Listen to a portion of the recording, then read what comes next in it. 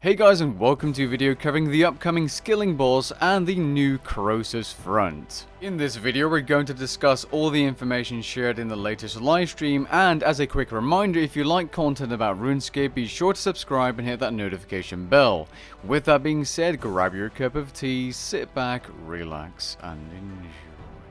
To get a basic idea of what this boss is about, I'm going to go ahead and roll the trailer.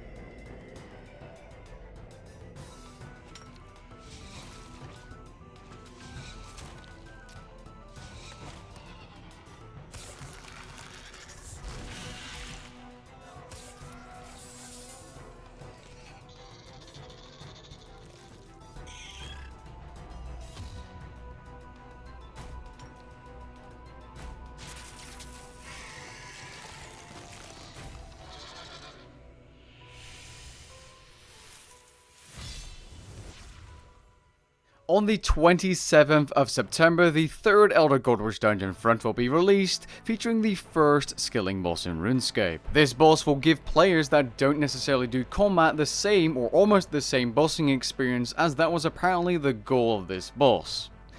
The boss will have no specific requirements, although it was said that having at least level 80 in woodcutting, hunter, fishing and mining is recommended to stay alive longer. This boss can be done with up to 50 people at the max, although a smaller team is recommended as you get more rewards, but it does also mean that the boss is going to be significantly more difficult. And even though solo is possible, according to Montrue, it's almost impossible or extremely difficult for the average Joe. You can try it.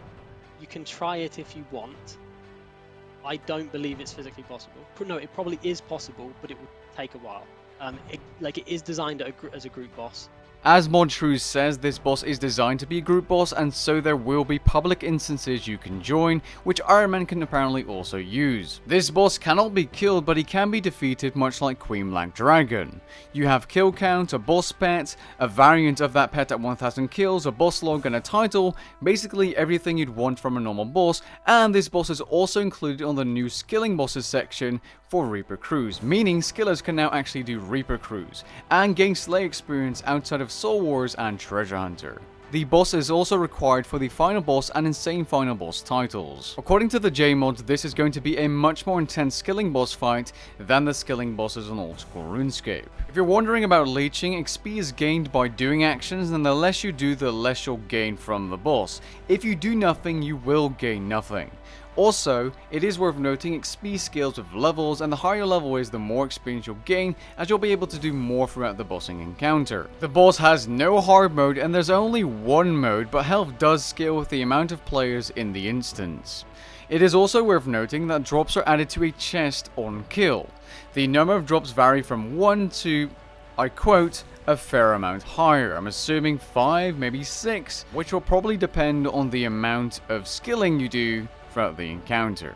The more you do, the more drop piles or drops you'll get. You are also able to gain skilling pets from actually doing the boss itself. As for rewards, first up we have a set of tier 90 augmentable magic tank armor, which is known as Crypto Bloom. This armor set will give you a certain amount of damage reduction to magic and melee hits depending on how many pieces you're wearing. At 4 pieces you have a special chance or passive to infect your target with something known as Croesus death spores, which will increase the damage they take from behind, like flanking, by 10%, much like how vulnerability works. And if you have all 5 pieces equipped, if you fall below 20% life points, you'll gain a fungal shield which scales with your defense rating and defense level for 15 seconds, which has a 120-second cooldown, making this probably the best tank armor in the game, unless you're fighting against something that's ranged. There's a new rune pouch, which is known as the Grasping rune pouch, which can be upgraded by using flakes from the boss, and a regular rune pouch, including the dyed ones, as a base recipe ingredient. This rune pouch has one more additional rune slot and a 25% chance to save runes when equipped. There are two skilling offhands, the mining one giving you a 10% critical chance increase when mining and plus 35% critical damage. The woodcutting one gives you a plus 6% success rate when woodcutting and has a 20% chance to get an extra log. The woodcutting one also seems to be useful for the boss. Now both of these skilling offhands have a chance of finding you arrow tips for the two new tier 95 arrows, which are created using those tips and elder log shafts or arrow shafts. These arrows are the splintering and death spore arrows. Splintering arrows can cause any attack used within 4.2 seconds after greater dazing shot to apply the puncture stacks. While using these arrows, the maximum amount of puncture stacks will be increased from 10 to 13, allowing you to get more out of the Salt the Wound ability. The Death Spore arrows give you a base critical chance increase of 3%. When you critical hit, you'll gain a stack of Feasting Spores. At 5 stacks, you'll gain a buff which makes your next ranged ability free if you cast it within 9 seconds. Now while this effect does have a 60-second cooldown, each time you crit while using these arrows, the cooldown is reduced by 1.8 seconds. They also mentioned a seed bag which can store up to 40 types of seed in the bag, a Pontifex ring upgrade which will reduce the amount of stat drain during the boss's fight, a Scripture of Bic being the first skilling book in the game. Similar to the Grace of the Elves, it has an effect that can proc while skilling, which will spawn a Catalyst of Alteration. If you click it, you get a 5% experience buff for a minute, and it will also give you some clue scrolls, and this will work everywhere where the Brooch of the Gods works. The J-mods also briefly mention new skilling potions when going over the skilling nodes outside of the boss fight, which you can access as well and do AFK skilling at.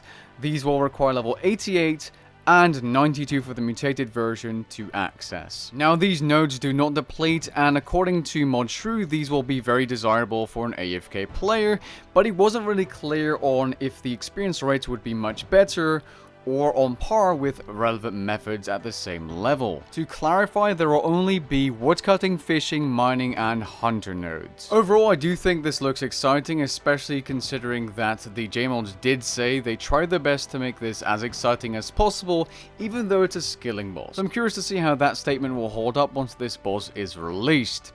As for the rewards, I'm glad they gave the boss some kind of combat rewards. There's no tier 95 bow, but I'm definitely going to put my money on the fact that the 4th and final Elder God Dungeon front will have a tier 95 bow. It only makes sense at this point, especially since we already have a tier 95 melee weapon set and a tier 95 staff. Now we're seeing these new arrows.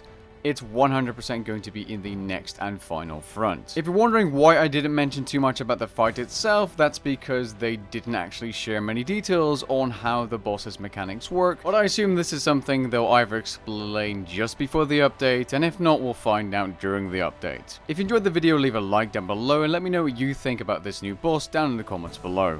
Catch you guys in the next one. Peace.